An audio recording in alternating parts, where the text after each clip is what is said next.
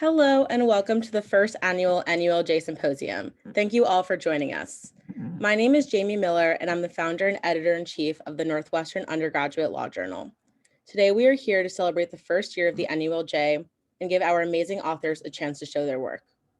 The NULJ was founded in 2019 with the mission of promoting intellectual discourse on all topics related to the law. We wanted to give a platform for undergraduate students to engage with legal scholarship and show that you don't need a JD to advance legal discourse and research.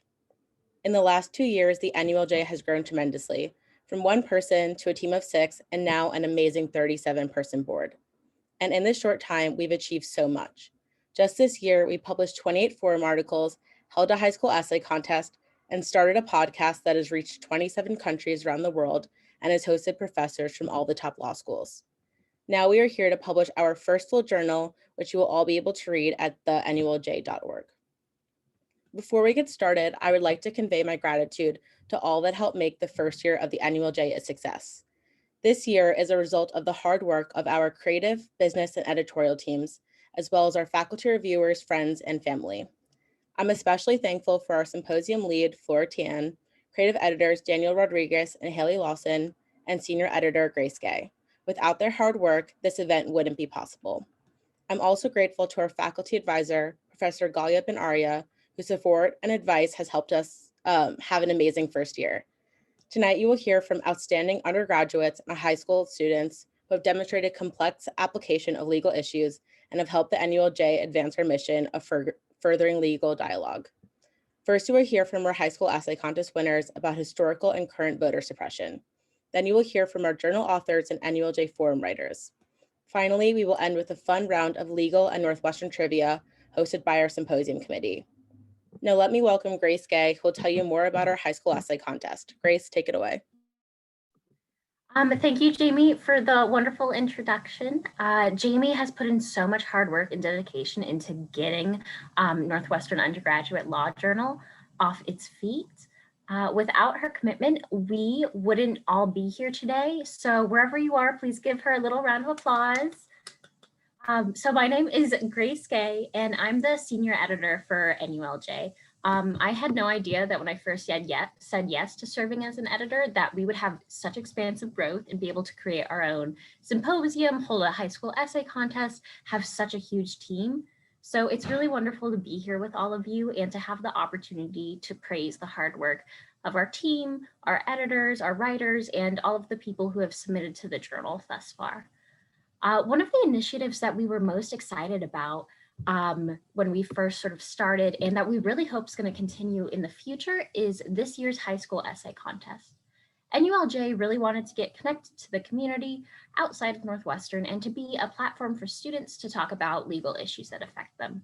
Our team, thinking about the events around the 2020 election, decided our prompt for our first high school essay contest would be to analyze the historical and legal causes of voter suppression in America.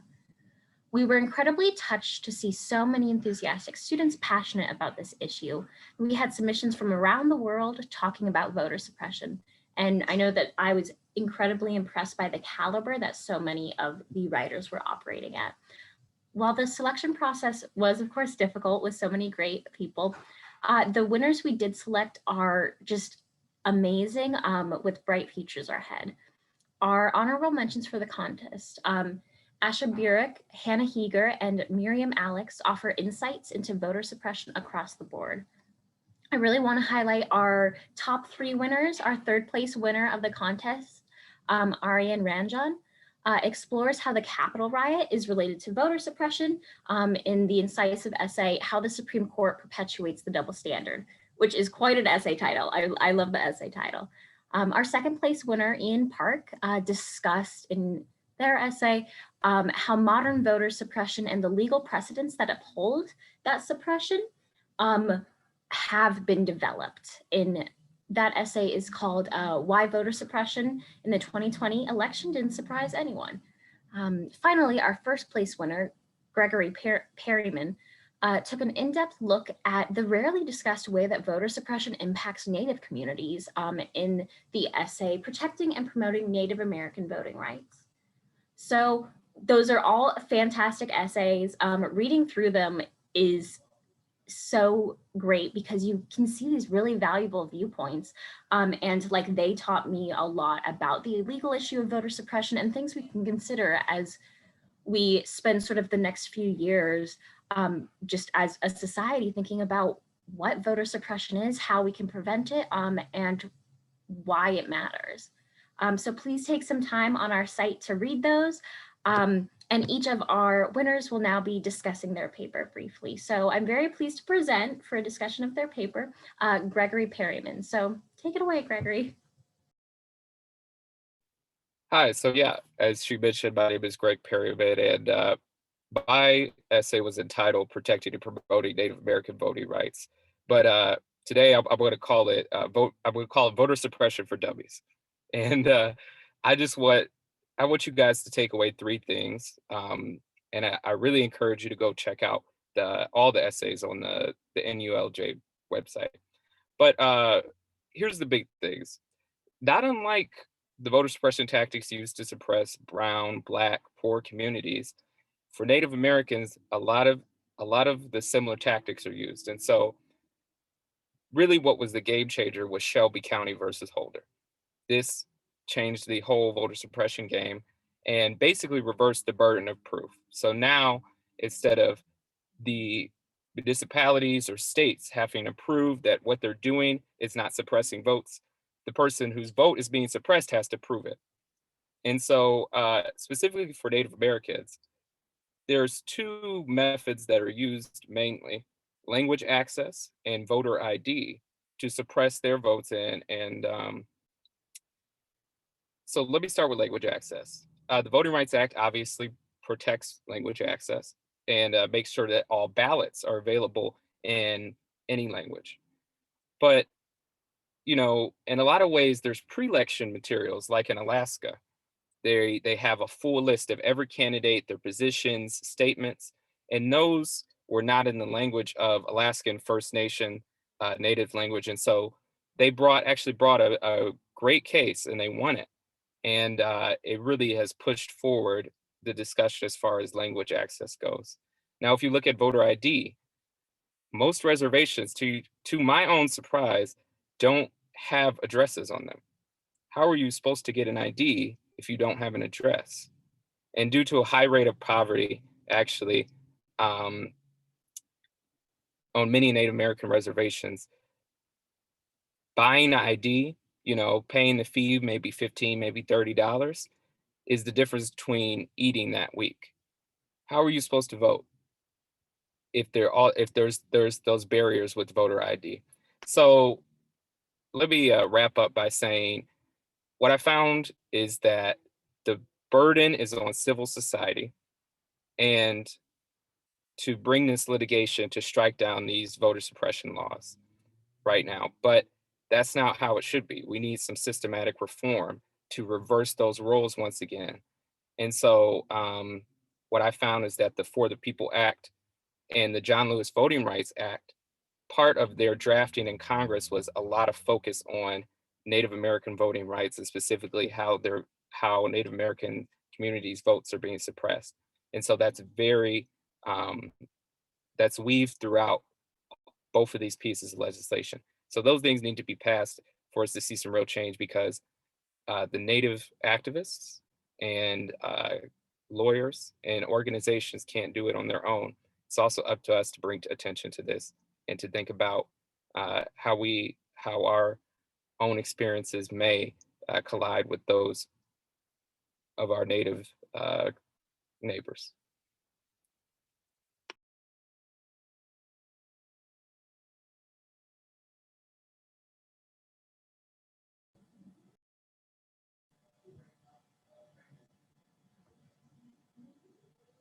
Beautiful. Thank you so much for that, Greg. That was just incredible. I know I don't know a ton about that issue, but you do such a great job of explaining it. So thank you for enlightening us with a bit of your wisdom. Next up, we have Ian Park to discuss voter suppression and some of the other legal issues that intersect with it.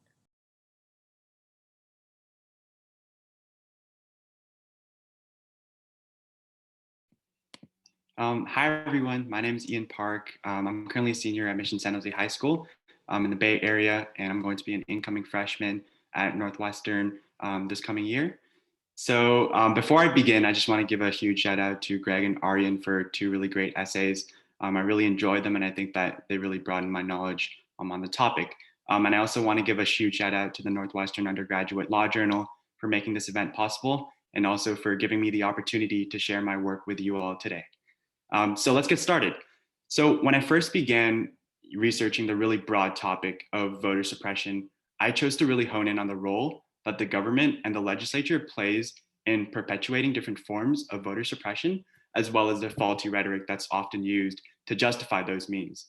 So of the three main types of voter suppression that I examined, it started with the boldest and most upfront form, which is the use of physical intimidation and the threat of violence.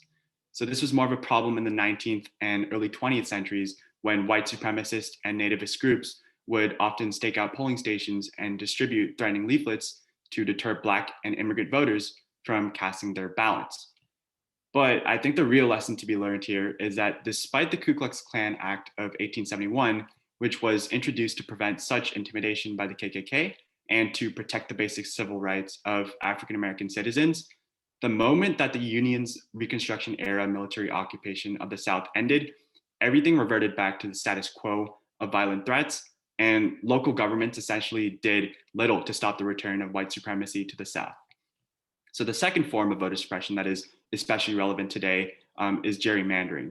So gerrymandering has become one of the most powerful forms of completely legal disenfranchisement in recent years, flipping an average of 59 House seats in recent election years. But what's more concerning, though, is the true premise behind gerrymandering, because essentially the purpose of gerrymandering is to manipulate district lines to give predominantly white districts so much more influence and impact than surrounding districts, which may have a larger minority population. To make matters worse, the Supreme Court case Rucho v. Common Cause ruled that gerrymandering isn't a federally contestable issue. So once again, we see that America's judiciary chooses to perpetuate disenfranchisement instead of taking the opportunity to address what has now become a centuries-long problem. And finally, I want to briefly talk about the rhetoric that's been used to normalize systemic disenfranchisement. So in 1937, the Supreme Court ruled in Breedlove v. Suttles that Georgia poll taxes were not unconstitutional because they applied to all eligible voting citizens. However, by nature, the poll tax disproportionately affected African American voters as well as other lower income minority groups. And as Greg mentioned, today we see similar devices such as voter ID requirements and restrictions to early voting that are often barriers to access for communities of color and lower income voters. And supporters of such stringent voting measures claim that since the laws and the requirements apply to the entire electorate, there is no inherent discrimination or suppression. However, that's the very problem with our system. This one-size-fits-all approach to legislation and voter laws has time and time again failed to account for marginalized communities, and this approach is often deliberately used and weaponized by legislators and politicians to push their own agendas of disenfranchisement. To conclude, while we pride ourselves on our democratic processes, as long as we have courts and politicians who are willing to justify and perpetuate voter suppression, there is no moving forward as a country. Instead, there needs to be both legislation passed which expands voting rights for all and the necessary enforcement to uphold these laws. Although there are still going to be isolated incidents of voter suppression that still remain, a unified message condemning voter suppression will go a long way toward empowering our electorate. And this is going to be so much more important today than ever before, because particularly with states like Georgia, Texas, and Arizona already passing or working to pass legislation that further sort of solidifies a legal precedent for disenfranchisement. Thank you all so much for listening, and I hope you enjoyed my speech.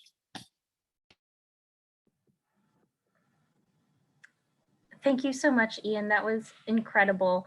I know that I'm from Arizona, and that is an issue very near and dear to my heart. So thank you so much for talking about that and bringing up how what you discuss in your essay, we are seeing that right now in process. If you care about that issue, highly recommend you do some research and read Ian's essay and get involved in sort of that process. All right, next up we have Aryan Ranjan to talk a little bit about voter suppression and intersections with the Supreme Court. Thank you so much, Grace, and good evening, everyone. My name is Aryan Ranjan. I'm a high school senior at American Heritage School in Broward County, Florida, and I must say it is truly an honor to be here to be able to speak to you about some of the injustices that are truly embedded within our legal system. So with that being said, I really wanted to focus on how the Supreme Court perpetuates that double standard we're currently seeing between white Americans and, well, everyone else. A disparity that was made abundantly clear with how our police treated protesters at the Capitol riots earlier this year. And in order to do that, my research kind of focused on two main Supreme Court cases, and those are really the two takeaways here. The cases that really opened the floodgates for racially motivated voter restrictions that we are currently seeing. The first being Williams v. Mississippi, which basically set the precedent for how we treat African-American voting rights in this country. And the second being Shelby County v. Holder. It's been a popular topic this evening already. And that's really important because it's a new case relatively, but that's kind of what makes it a little bit more dangerous to what we're seeing now. So starting with Williams v. Mississippi, basically an 1890 case which revolved around the question of whether or not Mississippi's disenfranchisement clauses with their literacy tests and poll taxes were in fact unconstitutional. And although it only seems logical to rule that these clauses are unconstitutional, the court actually upheld these restrictions, touting that even though the measures reduced Black voter registrations to nearly zero, they did not explicitly target one group over the other because both white and Black men were affected by the tests. And there was no proof that the actual administration of these statutes were evil, only that evil was possible under them. What makes this ruling even worse is that Mississippi actually confessed that its administration of these provisions had been carried out with discriminatory intent, and the court still continued to do nothing. Instead, they reasoned that as long as the wording of the laws remained race neutral, then the 14th Amendment had been satisfied, something that Ian brilliantly alluded to just now. And that's the main problem with their laws. They tend to be reactionary rather than precautionary. And it wasn't for years until the Voting Rights Act of 1965 finally eliminated that faulty precedent when it comes to voting. And for the most part, the Voting Rights Act, which I'll refer to as a VRA, was really effective. In fact, if you look at the Black voter registration rates in Mississippi alone, they increased from 7 to 60% in just a 2-year span. But keeping with the court's double standard, the VRA was soon gutted in 2013's Shelby County v. Holder when the courts ruled Section 4 of the VRA unconstitutional. Now, I know Gregory gave us the recap on Shelby County, but I just want to go a little bit more into depth as to what Sections 4 and 5 are, because that's where most of the controversy is. So Section 4 establishes this coverage formula in which areas of historically high discrimination were flagged, and Section 5 would take those flagged areas and basically force them to persuade the DOJ as to why their election laws should be changed and to basically make sure there's no discrimination within them. Unfortunately, Chief Justice Roberts actually used some of Justice McKenna's logic from the Williams case, arguing that Section 4 was unconstitutional because the coverage formulas were set 40 years ago and largely outdated. And he actually pointed out something very peculiar to support his claim, telling us that Black Americans were now more likely to be elected in state legislatures, indicating that voter suppression was no longer a major threat. But the flaw in this logic is the fact that the entire reason why they're even being elected in the first place is because of those sections in the VRA. And just to show how effective these sections were to begin with, in the 6 years before the Shelby decision, 262 voting changes were actually withdrawn or altered after the DOJ asked the jurisdictions for more information to assess whether they were discriminatory in the first place, suggesting that states knew exactly what they were doing. But the real danger is what happened once these sections were overturned, with nearly 1,200 polling places actually being shut down in previously highly discriminatory states. And that all culminated into the 2016 presidential election in terms of voter suppression. But look, I don't just think that justice is pointing out where the inequities lie. Rather, I just want to leave you with a couple of ways we can resolve the issue in the future. One unique thing that came out of the Shelby case is that Congress still has the ability to pass a new coverage formula, as long as it's tailored to current conditions. And that's exactly what the John Lewis Voting Rights Advancement Act hopes to accomplish. But I'd also like to add to the fact that we need states to complement federal action as well, with statutes that provide minority voters with an easier way to challenge discriminatory voting systems when they see it, actions that have already been taking place in Washington State and California. So the bottom line is this: in a country where every single bill, law, or letter is inked in the name of equity and justice itself, It's time that our courts finally reflect those ideals. And believe me, when we band together to fight for what is right, nothing can stop us. After all, the power of the people much outweighs the people in power. So thank you so much. Wow, that was incredible and very powerful. Thank you so much. Really, really, really got at my heart.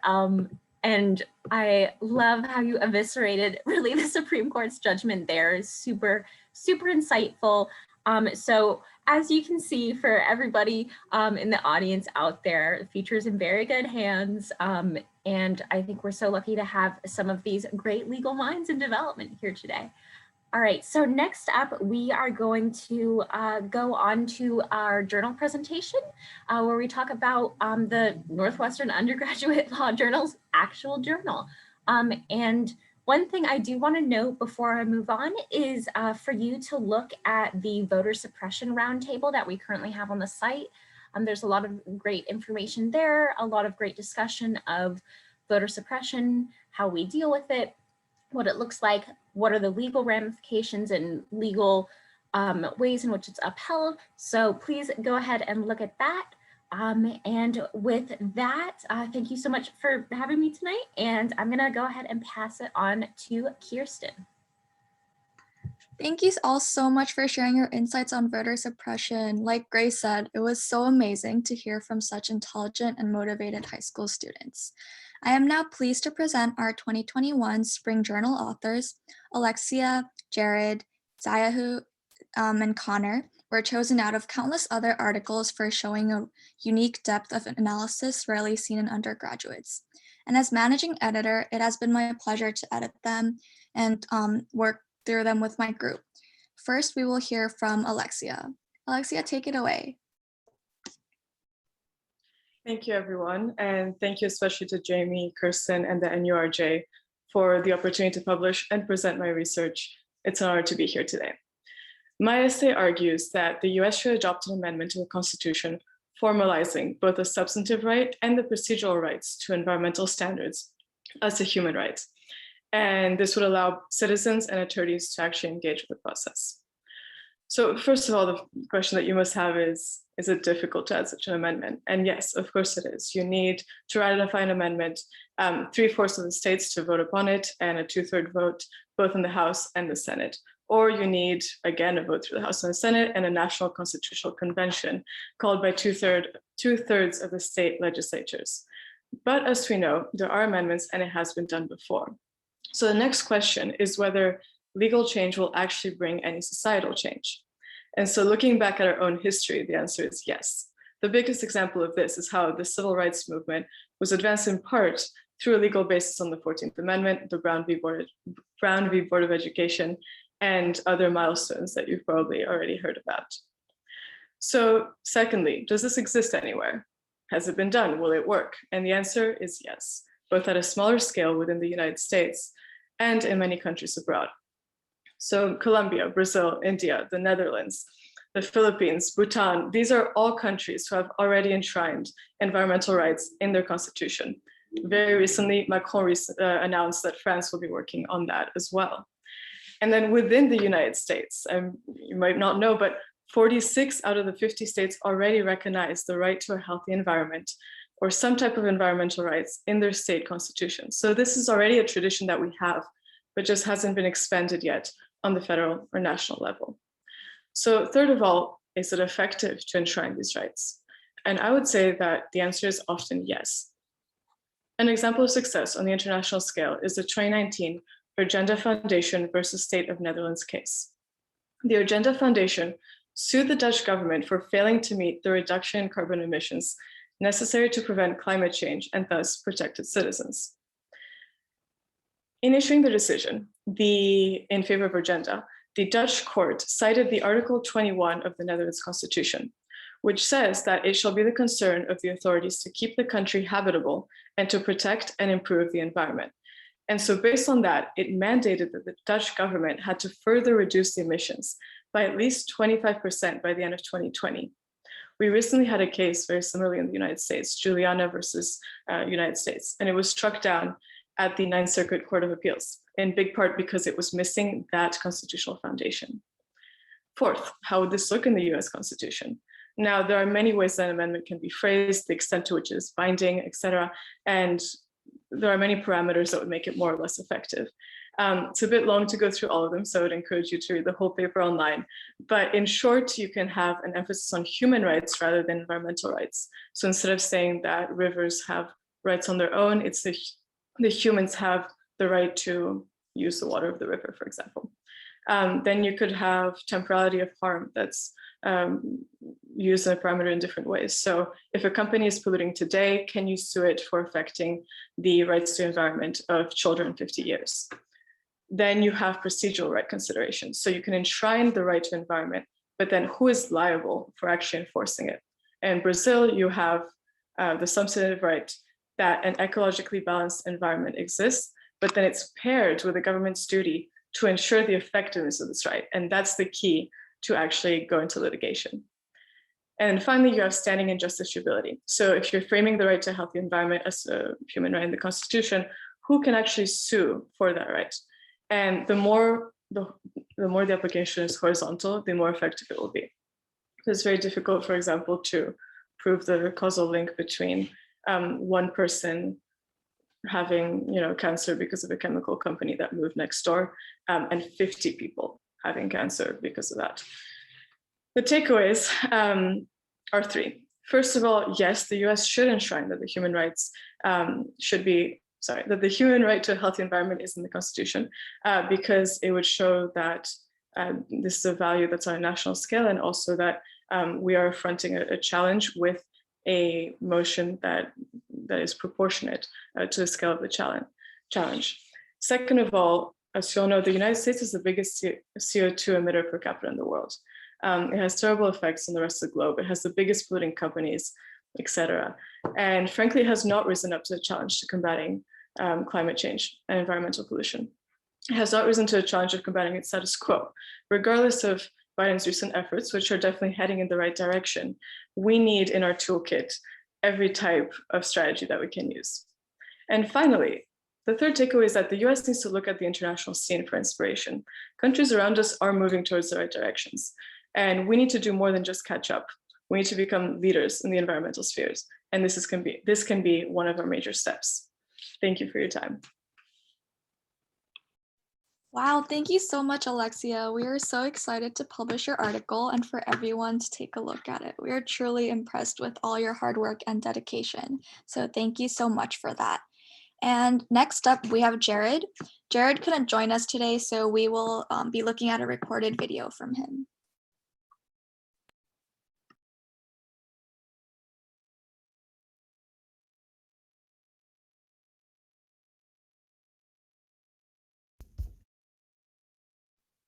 Hi, my name is Jared Cobble, and I wrote my paper on war crimes and international approaches to solving war crimes. And my main argument is that an international approach is necessary, but it cannot be a single international institution that is in charge of prosecuting and preventing war crimes. There needs to be corresponding domestic and non-governmental action taken with an international actor. So I want to first give a brief context of what states are obligated to do and not do in regards to war crimes.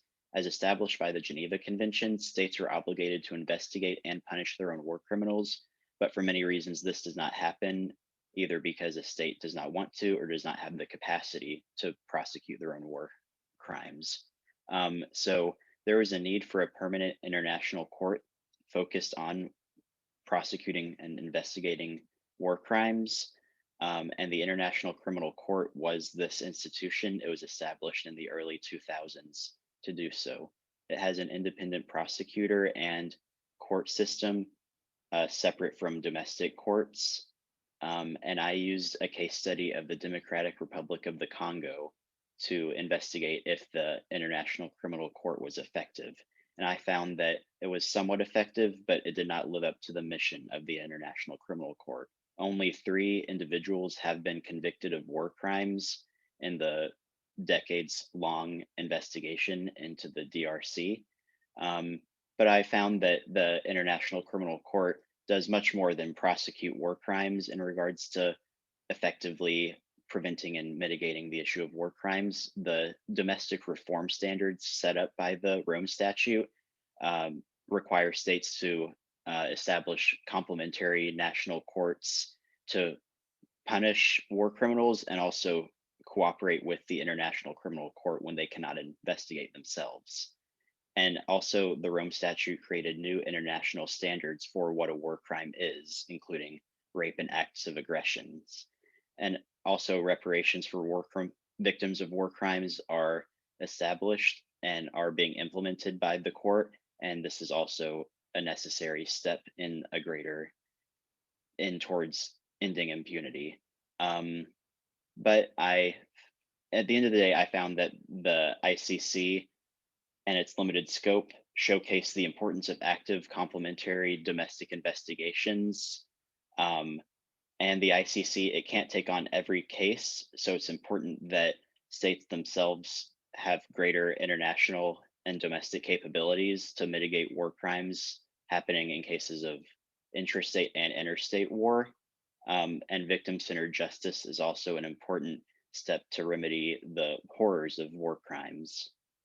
So to have a greater addressing of war crimes, there needs to be actors, including the International Criminal Court, but also non-governmental organizations building the capacity on the ground, and also an increased accountable domestic judiciary in these states. So thank you. Jared's piece was also a really impressive piece that we really loved reading. And next we will have Ziayu with his recorded video.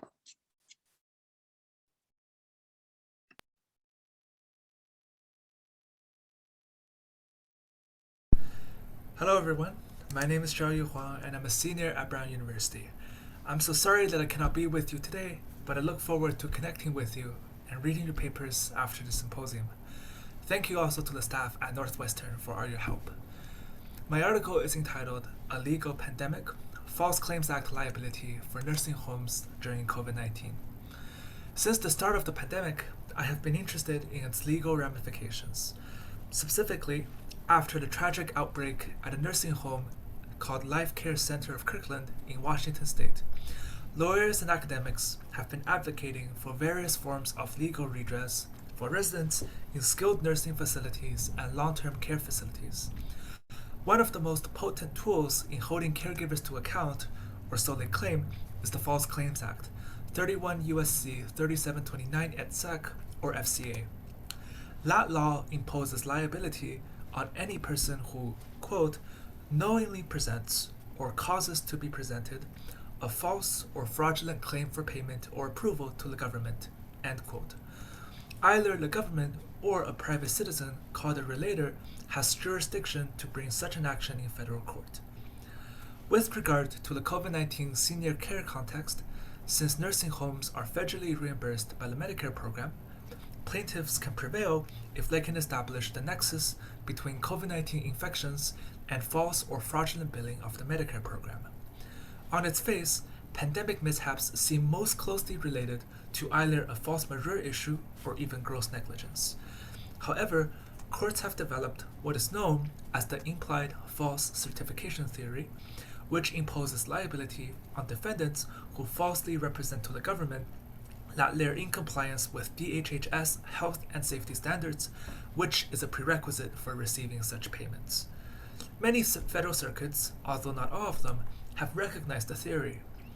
The issue is further complicated by a 2016 Supreme Court case. It is called Universal Healthcare Services versus United States ex rel Escobar. In that case, an underage patient at a clinical counseling service was administered an unnecessary medication from an underqualified caregiver, and she died as a result. The plaintiffs brought an action under the FCA, and the Supreme Court reversed the Circuit Court's affirmation of the trial court's dismissal, saying, quote, the implied false certification theory can be a basis for liability, end quote. It is mainly on the basis of this case that practitioners who advocate using the FCA to litigate nursing homes make their case. I argue in my article, however, that this is not only bad law, but bad public policy, to pursue nursing homes for COVID-19 related illnesses and death using the FCA.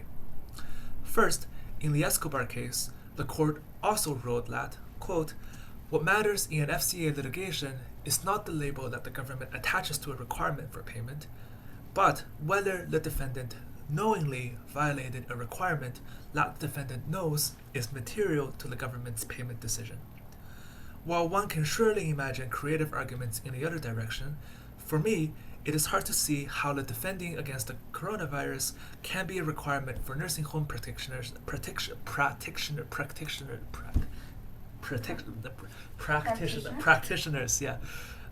before federal guidelines made the danger clear. As I explain in my article, closer scrutiny of the case law also cut against applying the FCA in this manner. Second, protracted litigation can bankrupt nursing homes in at least two ways. First, litigation costs of a possibly years-long court battle, and second, the reputational costs regardless of the legal outcome. At a time when America's healthcare infrastructure is under such duress, FCA litigation can create negative externalities and incentivize current care providers to exit the market altogether or disincentivize potential caregivers from entering the market. The tragic health outcomes from the pandemic must be acknowledged. Recovery must be made available for victims of civilly or even criminally negligent healthcare delivery. However, in my opinion, the False Claims Act is not the right place to do it. There should be no legal pandemic, and I anticipate there will be no legal pandemic. Thank you, and enjoy the rest of the symposium. This wasn't too bad. Thank you so much, CRU. And lastly, I'm happy to present Connor and his work.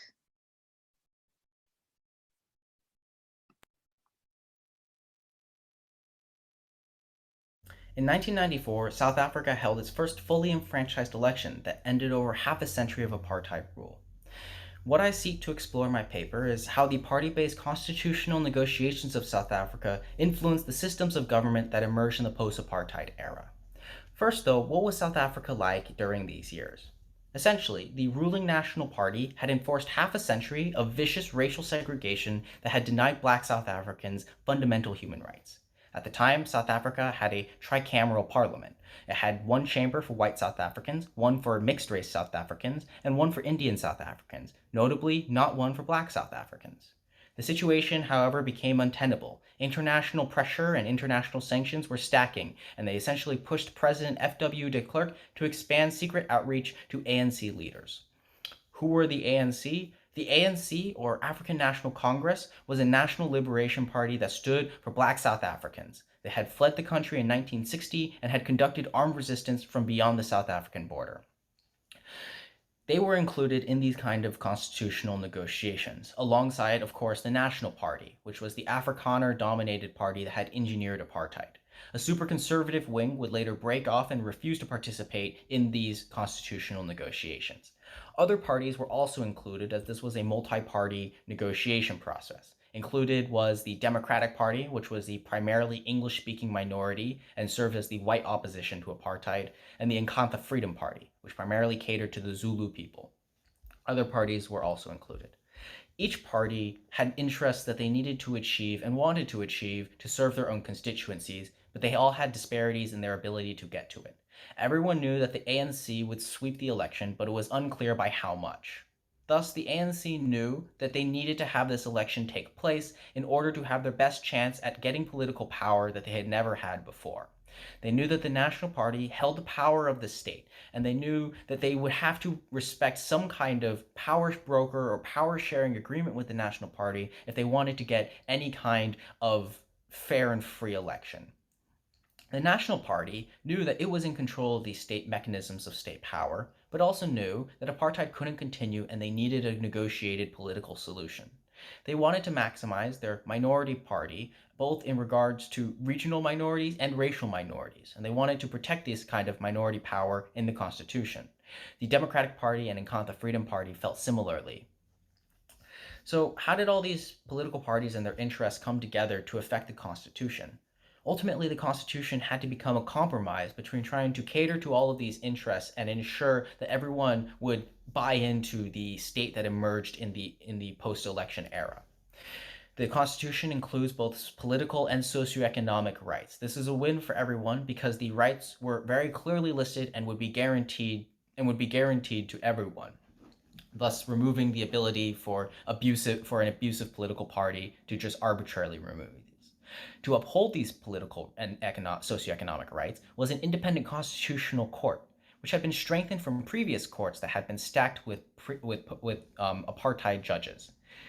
This court reassured minority parties that their rights would be respected by the ANC, but it also reassured the ANC that the rule of law would not undermine their black majority government by basically redoing what the South African legal system was.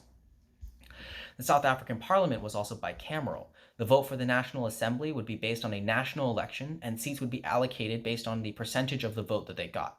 The president would then be voted on by members of the National Assembly. The upper house would be elected by regional vote allocation. This was a win for minority parties and for regional parties because regional parties were protected through the upper house, and minority parties would be protected because while they would be the minority in every province, they would be able to still have seats in the National Assembly. But lastly, there were explicit protections for political parties as well. These included the prohibition of the targeting of political parties by state security forces, and it guaranteed opposition participation in the process of nominating constitutional court judges. This was a win for minority parties while still allowing the ANC to govern without ignoring the opposition. This kind of dual reassurance was critical because it ensured that all parties felt motivated to adhere to the new constitution and to participate in the 1994 elections. The primary point about my paper was to explore how the explicit integration of political parties into a constitutional drafting process, rather than a special constitutional convention, likely affected the outcomes of the South African Constitution. There's a tendency for some to analyze constitutional democracies purely through a legal framework without local context. But with this paper, I hope to shed light on why ignoring historical and political context often undercuts our understanding of the governing documents of modern nation states. Thank you. Thank you so much, and congratulations again, everyone. You put in so much hard work in your article, and we are all so impressed with how it turned out. Thank you for having me, and next up, we will be having our forum writers present.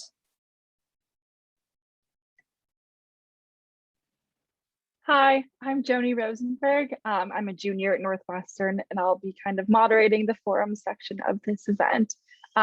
Currently, I'm actually one of the forum editors, and in this coming year, I'll be co-managing journal editor of the Law Journal. The NULJ Forum, if you don't already know what it is, was designed to give students the opportunity to research, analyze, and discuss legal issues pertaining to many different industries, governments, and organizations. We reach out to staff writers, forum editors, and people not at all affiliated with the NULJ to contribute to our growing online presence with shorter non-thesis pieces. Then editors at the forum, like myself, review and edit the submitted pieces alongside their authors before they're published on our website. Over the past year, I've thoroughly enjoyed the opportunity to read a wide variety of essays written by the NULJ team members and external collaborators.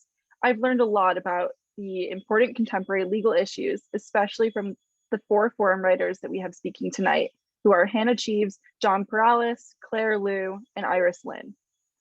First, we have Hannah Cheeves, who will speak about her piece titled Press Freedom Violations, Police and the Need for Heightened Legal Protection for Journalists. Hi, everyone. So as Jenny said, I'll be speaking on my forum piece. Currently, there are very few laws that exist to protect journalists in times of civil unrest or protests.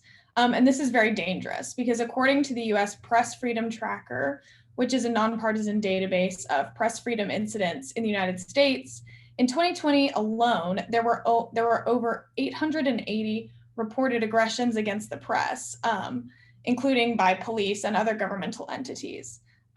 These include damages to equipment seizures, arrests, denial of access, assaults, and more.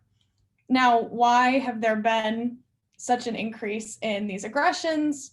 There are many reasons, but there could partially be a link to increased anti-media rhetoric, especially in the year 2020. Right now, according to a recent survey, only 40% of Americans have a great amount or even a fair amount of trust in the press. And with this decrease of trust and increase in aggression, it is more crucial than ever to have laws in place that protect journalists' First Amendment rights. Currently, journalists are subject to the same laws and mobility restrictions as non-members of the press during protests. This includes curfews. However, despite this, journalists definitely have a right to record governmental interactions and report on it. This has been established in Smith versus Daily Mail Publishing Company, as well as Fordyce versus City of Seattle. They also have a right to record police and police interactions, and this is established in the Statement of Interest of the United States in the case Garcia versus Montgomery County. However, despite all of this precedent, assaults and arrests still continue to happen. You all might remember watching CNN anchor Omar Jimenez be arrested live on TV in 2020 in Minneapolis at the beginning of the Black Lives Matter protests. And he was held for a few hours and then released. All that happened was the police apologized. So we see really that nothing is done to curb all of this violence. No police officers have been charged with illegal arrests. None have outstanding charges for broken equipment, while at least 16 journalists still face long-term legal ramifications for arrests specifically during the 2020 Black Lives Matter protests. All 16 of these journalists are freelancers without the power of a large media corporation behind them to help them out with costs or with getting out of these charges.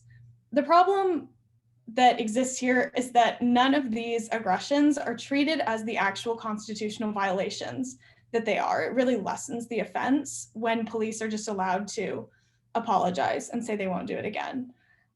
Because of this, the Reporters Committee for Freedom of the Press, which is a nonprofit legal group that helps journalists out with any legal problems, sent a letter to California Governor Gavin Newsom asking him to implement protocols to protect journalists. These included informing officers that detaining a journalist could be a First Amendment violation, disciplining officers who violate that right, requiring officers to display their badge numbers and other identifying information, allowing journalists to be exempt from mobility restrictions like curfews, prohibiting officers from turning off their body cameras, and releasing information about the interactions of police and the press just to ensure the legitimacy of these interactions. However, Governor Newsom vetoed this bill, arguing that it was too broad. But despite this, it is crucial that the media is free to report on interactions with the police and its citizens, especially in a country that prides itself on freedoms, even when there are rhetorical attacks that really give legitimacy to these arrests in protest. Just to conclude, it's really essential to the health of our democracy for journalists to be able to report on these interactions, and thus governments, both state and federal, should take these steps as earlier outlined in the RCFP's letter to Governor Newsom, as repeated attacks and arrests directly contradict the First Amendment and years of precedent saying that police can and must be held accountable. Thank you. Thank you so much, Hannah, for presenting. We really appreciate your perspective on this topic that obviously we see in the news almost every day. Speaking next, we will transition to John Perales and his piece titled Literary Censorship, Ideological Warfare in School Bookshelves.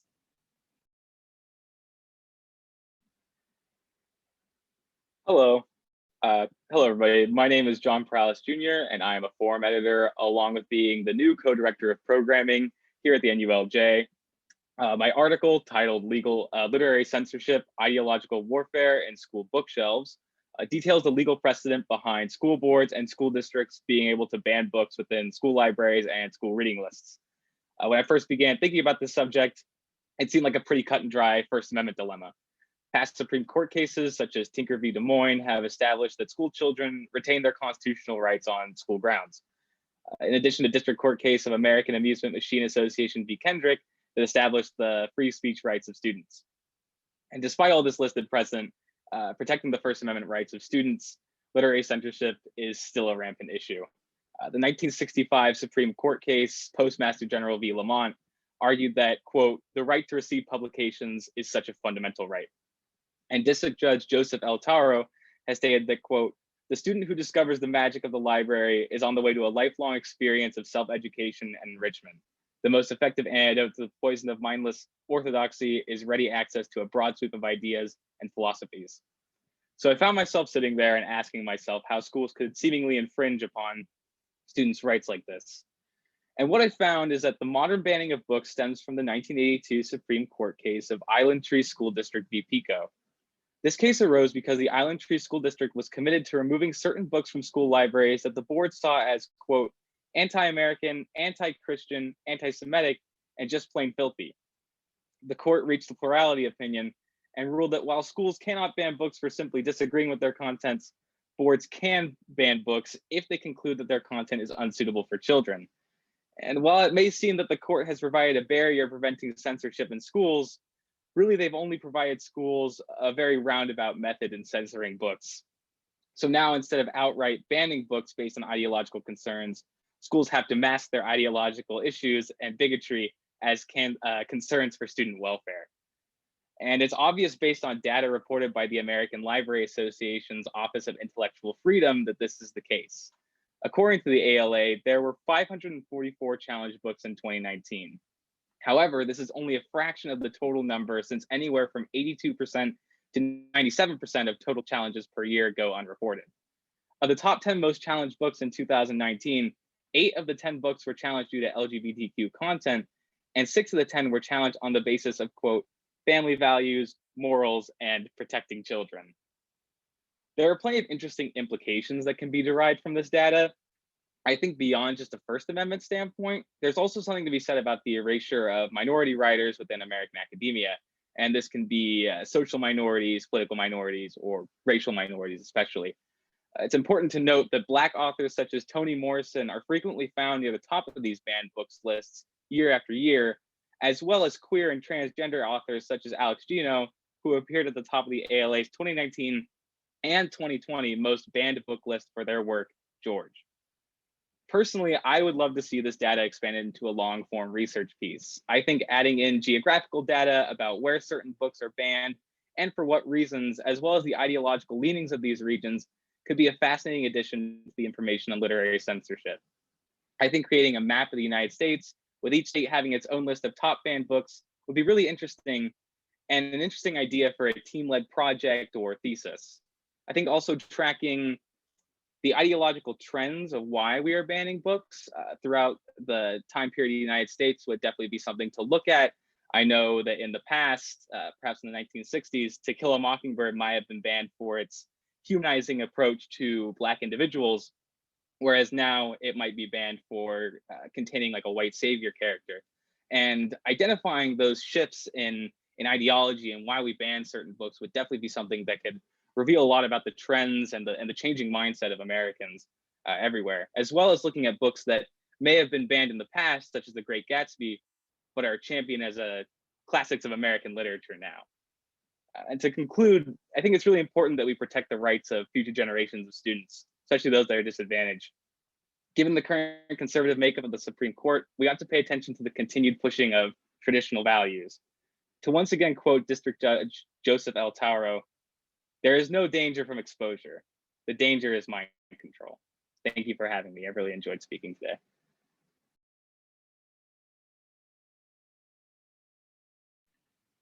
Thank you to John for coming to present today on his paper on censorship. Speaking next will be Claire Liu, and she will discuss her essay on the ongoing struggle between privacy and big data analytics. Hi, so my name is Claire, and today I'll be talking about one of my articles, which was on protecting privacy in the age of big data. Okay, so to start off, we should explore the significance of data in our society. So as Internet of Things, mobile devices, internet usage, and autonomous devices have become more prevalent in our lives, the amount of generated data has also seen a huge spike. Now, this data has immense intrinsic value, and many now consider data as one of the key inputs to our economy. However, given that we're generating data with every single digital interaction, the challenge now is extrapolating useful information out of unorganized data. And this is where big data analytics comes in. Big data gives analysts the ability to glean useful information out of large and confusing data sets, and this has led to significant advances in healthcare, education, and research. Now, while this all sounds really exciting and promising, which it is, the rise of big data has also brought new unprecedented privacy issues.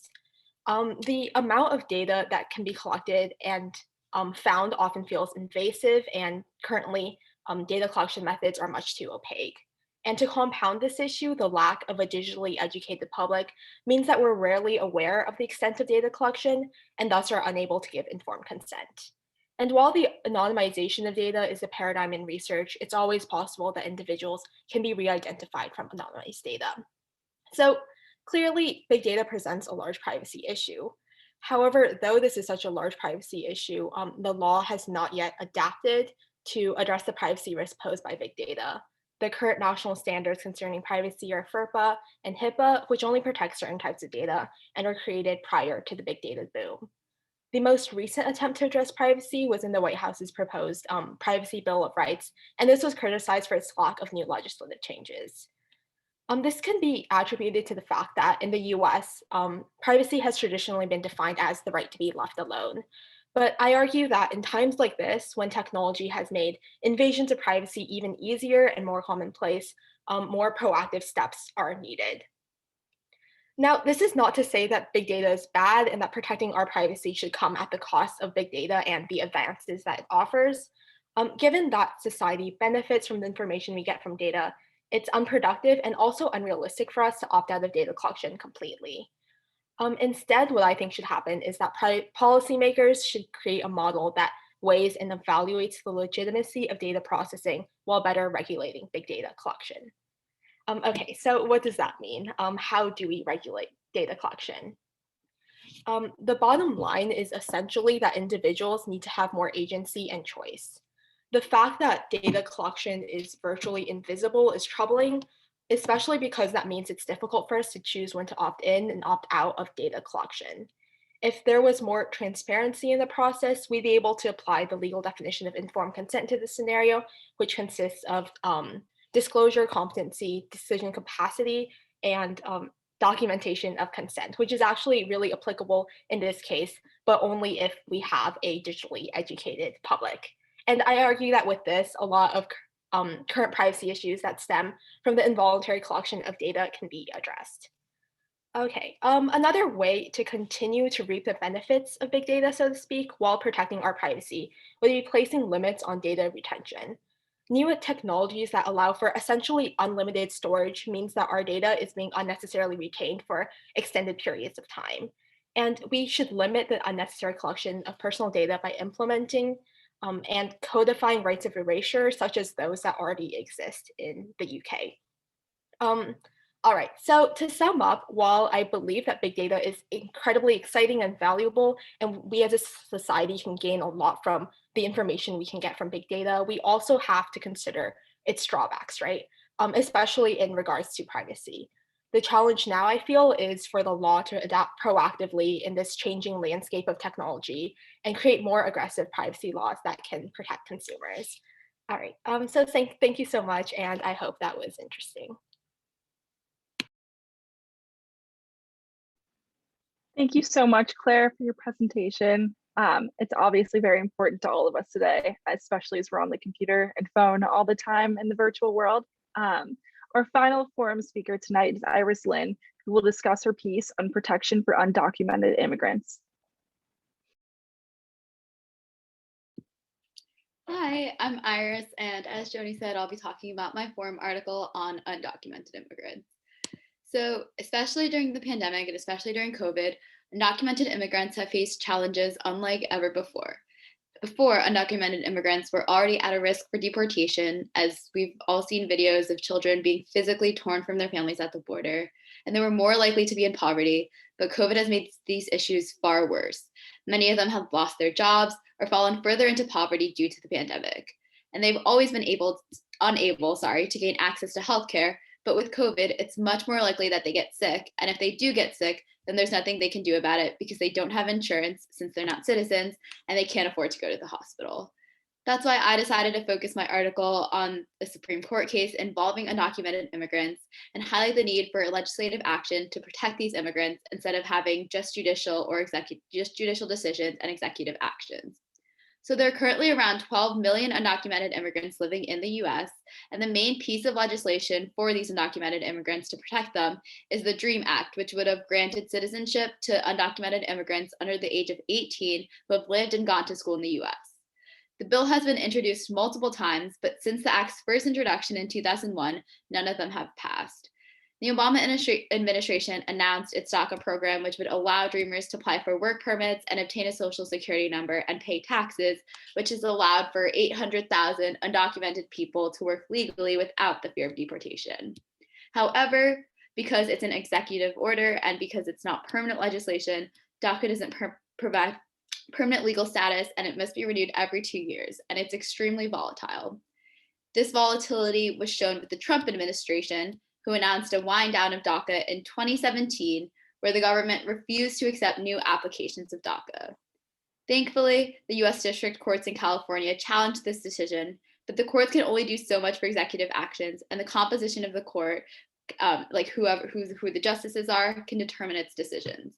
So in this particular Supreme Court case, Department of Homeland Security versus the Regents of University of California, the regents sued the DHS and argued that the Trump administration's rescission of DACA violated the Administrative Procedure Act, or APA.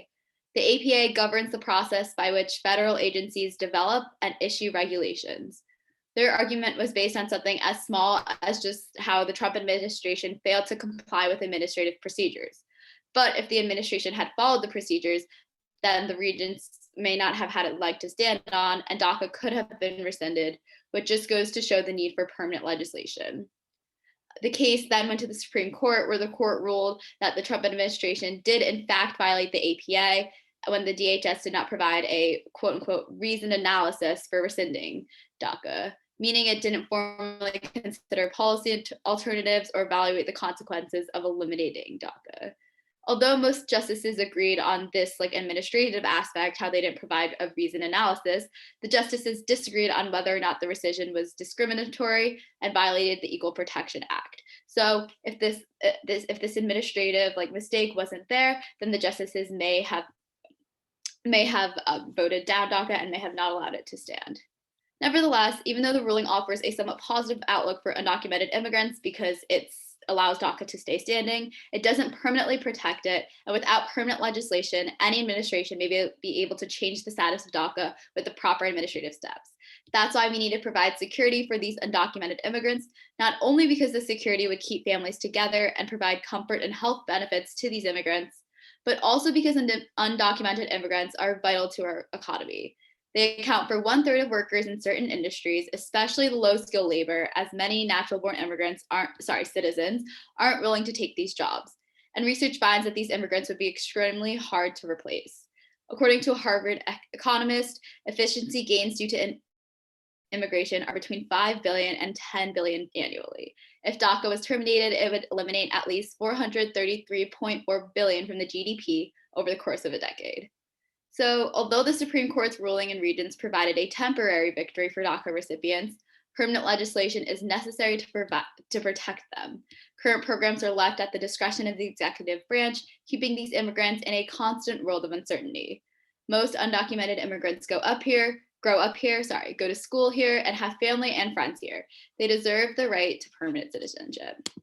Thank you so much for letting me speak today, and I hope you enjoyed it.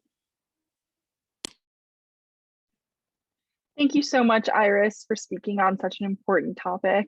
And thank you to everyone for tuning in and listening to all of our phenomenal forum writers. If you were interested in learning more about any of these articles or other ones published on our website, either check the Zoom chat where Jamie has been sending article links, or check out the NULJ website. Now we will transition on to trivia.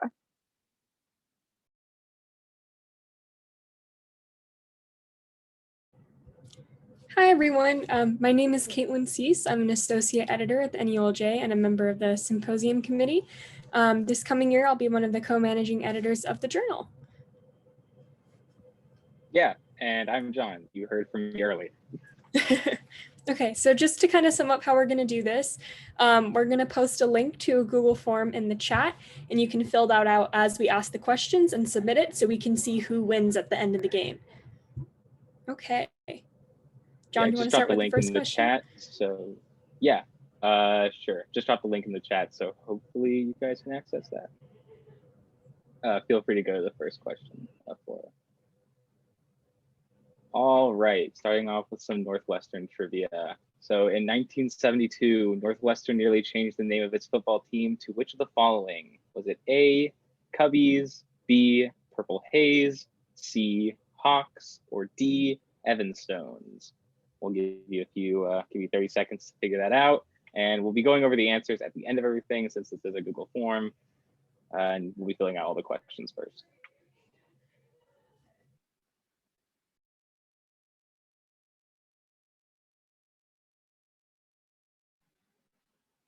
All right, Caitlin, if you want to do the second question. Okay. Who was the first Chief Justice of the Supreme Court? Was it A, John Jay, B, John Marshall, C, John Rutledge, or D, John Blair Jr.? You guys some time to figure that one out.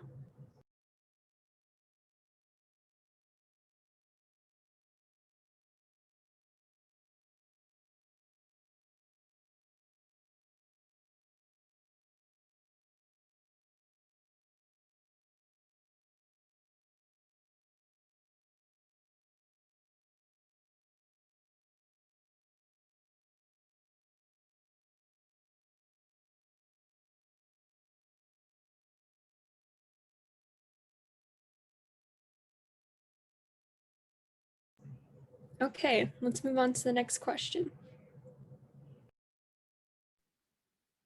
Okay, another Northwestern question. And this question is, there is a glacier named after Northwestern. Where is it? Is it in A, Antarctica, B, Greenland, C, Switzerland, or D, the United States?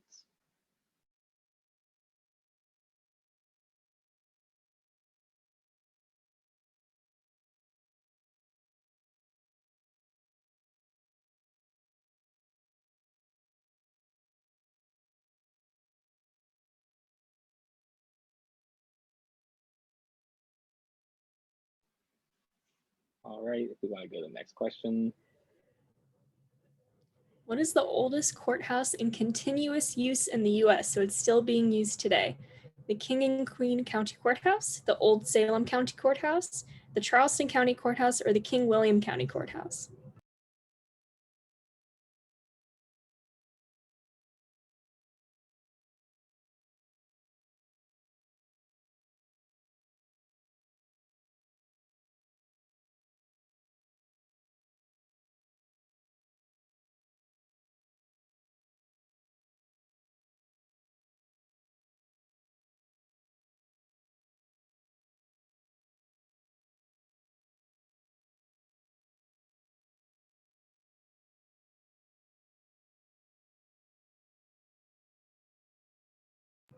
Okay, next question.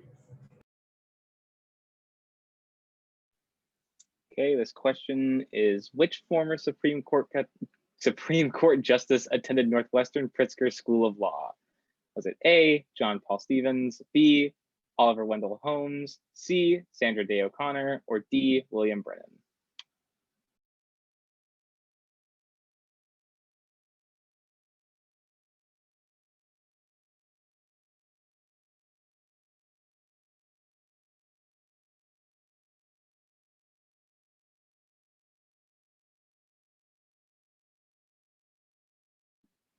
All right, we can probably go to the next question.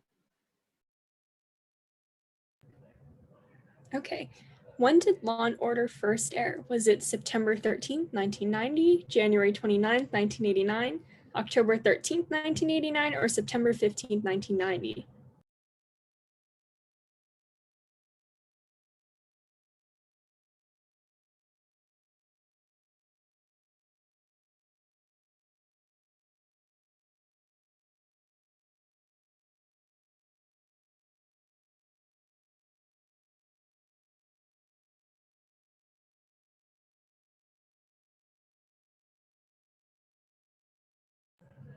Okay, next question. All right, this question is, when was Northwestern founded? Was it A, 1894, B, 1832, C, 1851, or D, 1886?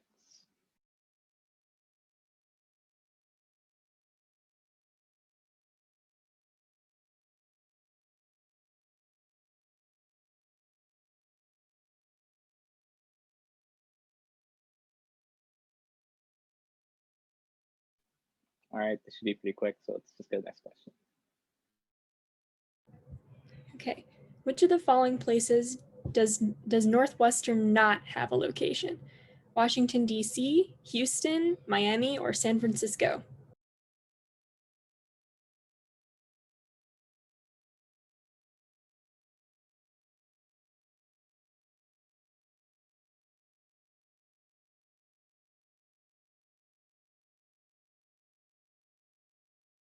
Okay, next question.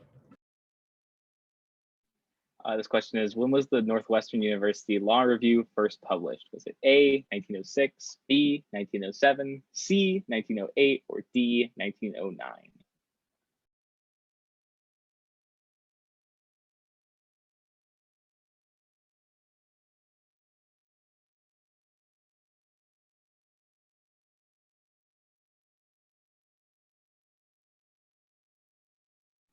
All right, we'll probably get to the next question.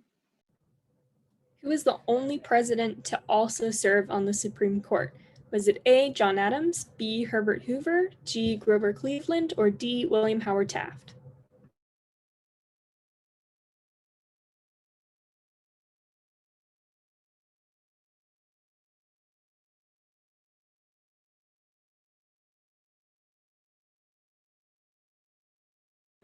Okay, next question.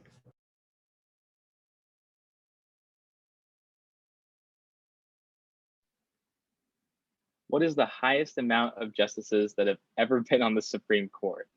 Was it A, 9, B, 10, C, 11, or D, 12? This is total amount of justices on the Supreme Court at one time.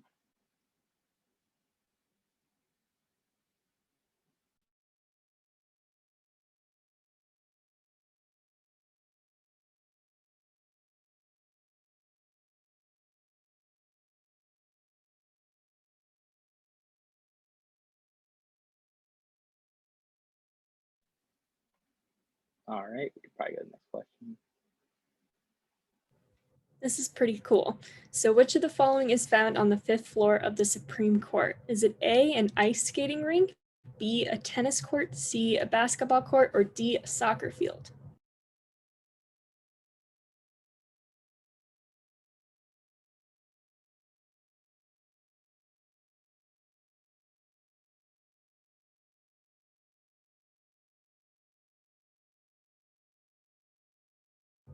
Okay, last question.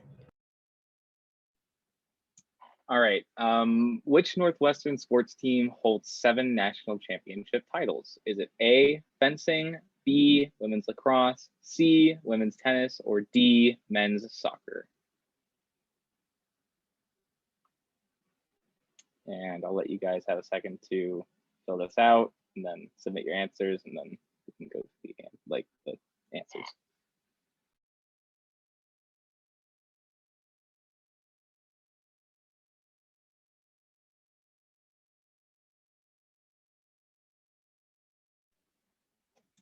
All right, hope you all have submitted. Let's just go look at the answers.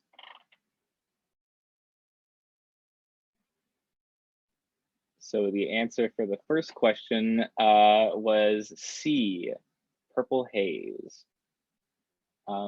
Yeah, cool. The answer to the second one was A, John Jay.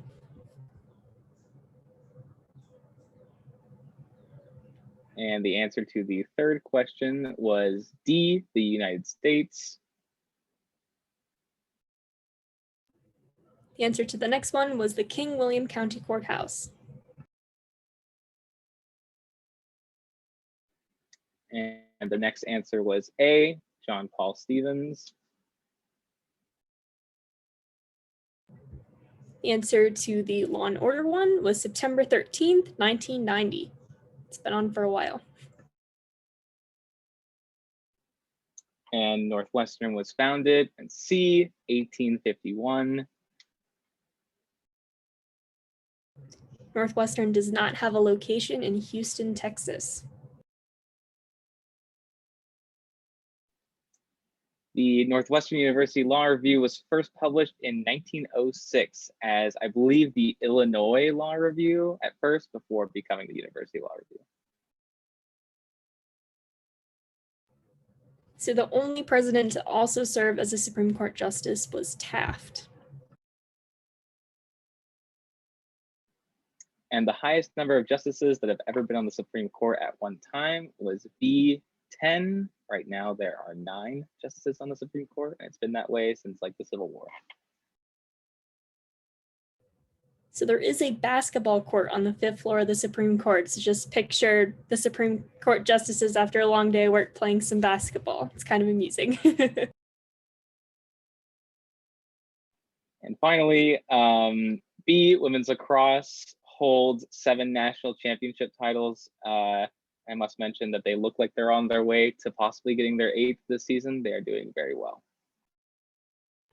All right, to announce our winner, Reese Rosenthal Saporito with 12 points. Really, really, really good job. And thank you guys so much for playing trivia. I guess we'll turn it back over to Jamie.